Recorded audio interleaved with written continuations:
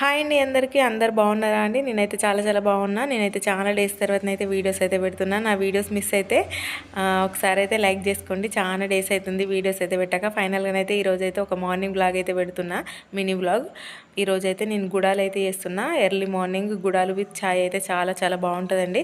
నాకైతే చాలా ఇష్టం. ఇగో ఈ మల్లెపూలు అయితే మా చెట్టుకే పూసినాయి. సో ఇప్పుడైతే నేనైతే గుడాలు పోపేసుకుంటున్నా. అట్లనే టీ అయితే పెడుతున్నా మా హస్బెండ్కు. నాకు మా పిల్లలు అయితే చిన్నవాళ్ళే కాబట్టి సో ఇవైతే తినరు.